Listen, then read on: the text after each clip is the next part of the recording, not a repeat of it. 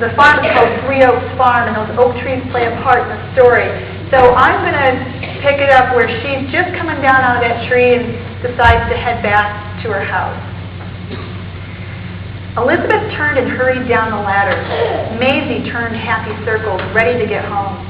Elizabeth walked and jogged down the wooded path. To the left of the path there was a shallow ravine. The banks were steep in places, covered with plants such as trout lilies, trilliums, and ferns. The small runoff stream that had carved the ravine typically dried up by the end of July. It rolled and bounced down the hillside and curved toward the path where the path met the fence of the sheep pasture.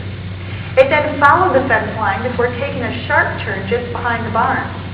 The little stream reached its conclusion where it added its water to Sing Song Creek, an appropriate name since it gurgled and sang all year round, save for the coldest winter months.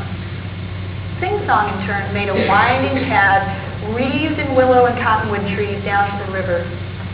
Elizabeth was ducking under the fence at the high end of the sheep pasture when a movement near the edge of the ravine caught her eye. In the deepening twilight, she could not make out its form.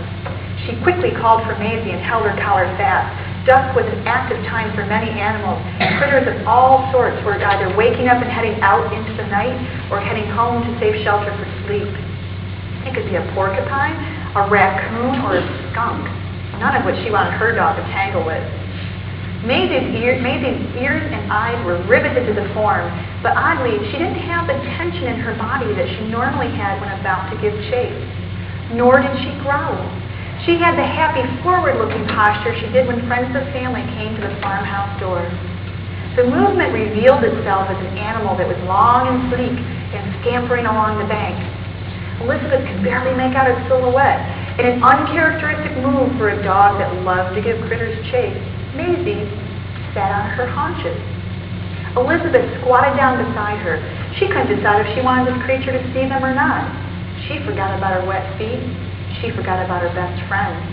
Her attention, like Maisie's, was fully fixed on the ravine's edge. The creature now stood on its hind legs. It lifted its long form up and a pointed snout sniffed back and forth through the air. It dropped back to all fours and took 2 hops towards her.